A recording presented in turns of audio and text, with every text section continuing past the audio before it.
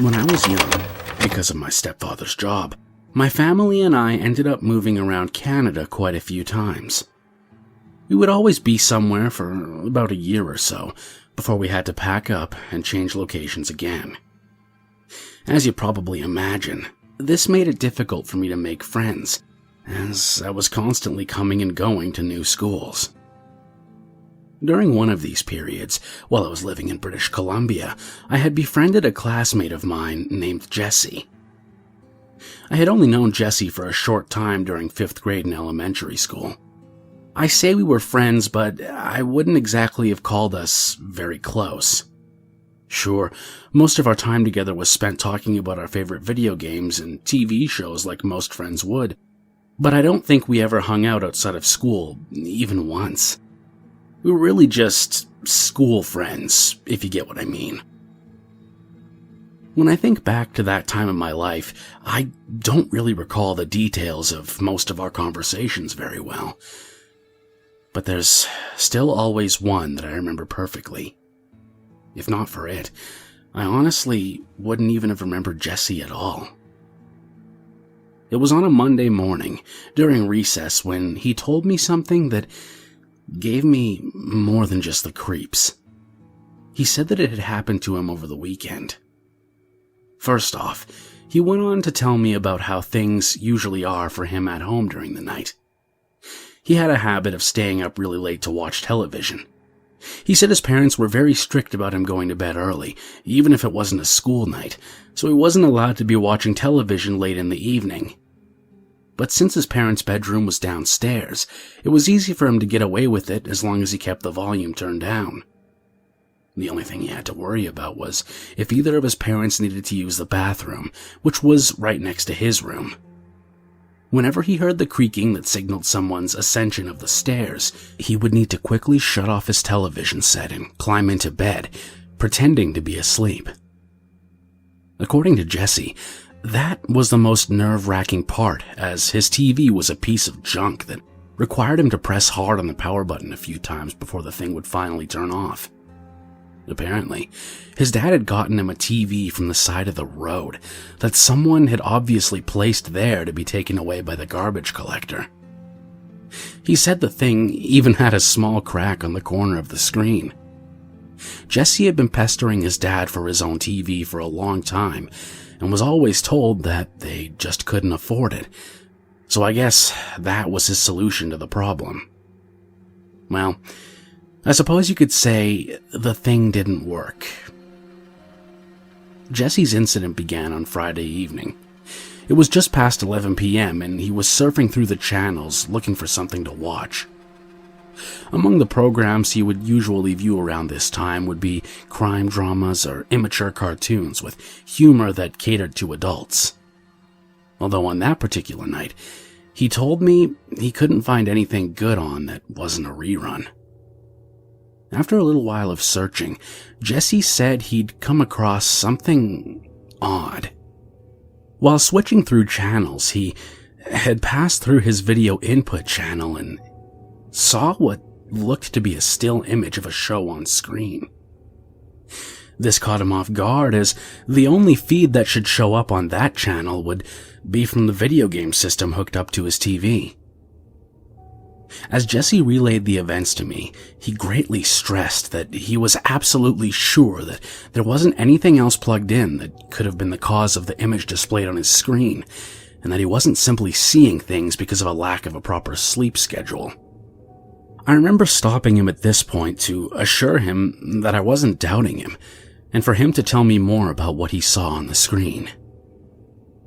Of course, even back then I knew better than to trust everything that came out of an 11-year-old's mouth, so I was a bit skeptical of his claims, but I was very curious to hear what he had to say. Jessie told me that on his screen, he saw what looked to be a black and white still picture of a living room. After a few more seconds of staring, his assumption was proven wrong when he saw movement at the far wall. From a door that could be seen in the back, an old man came out and sat down on the living room couch.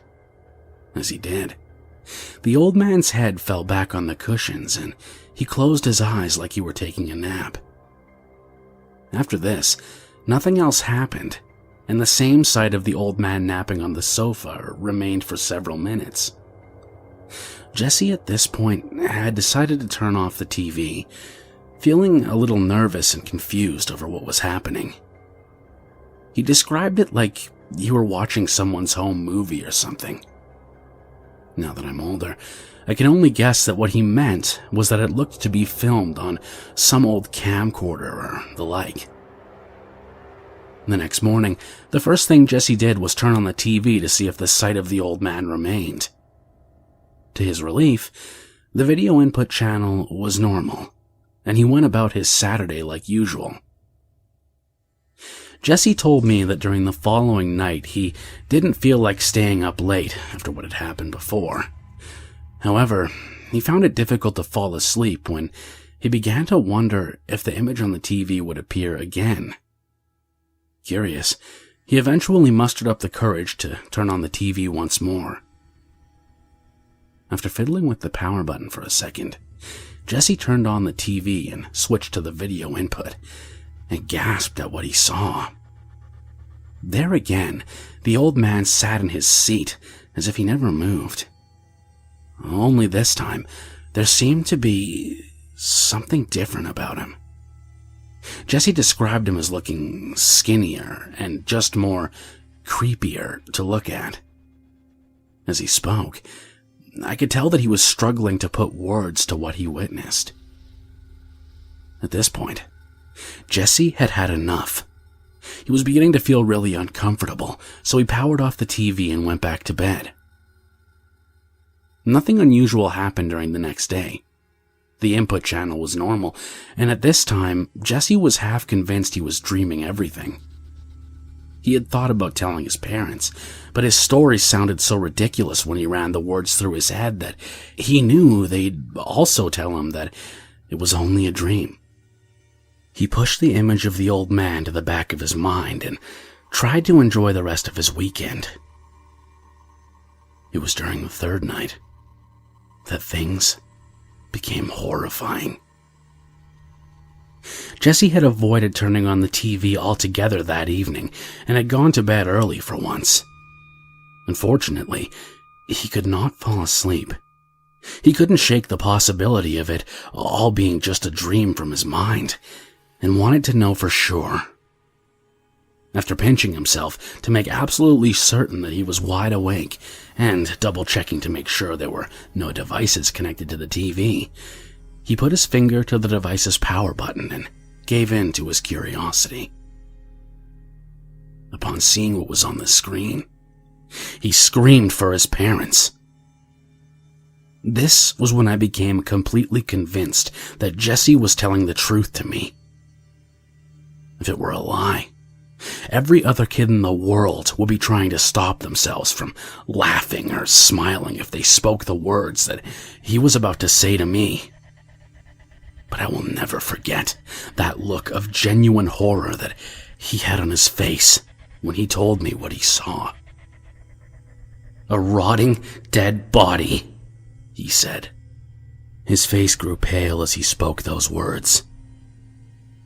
We were just kids, so neither of us would have had the words in our vocabulary to describe the sight in detail. But Jesse still did his best. "It was like a skeleton, but with skin, and there were flies buzzing all around it," he said. He told me that the images on the screen had vanished by the time his parents rushed to his side. They comforted him, and as he tried to tell them what he saw, they assured him that it was just a nightmare, that there was nothing to be afraid of. I wanted to tell Jesse to stop now, as I was getting a little scared myself just from hearing him say it. But before I could, he told me one last thing about that night. Jesse said that while he was crying for his parents, he noticed something on screen in the room with the old man's body. Something that he'd completely missed during the previous 2 nights. On a wall in the back, there was a large round mirror that hung and showed in its reflection the side of the room that couldn't be seen by the TV's viewer. He said that he could see another television set in the mirror's reflection. One with a small crack on the corner of its screen.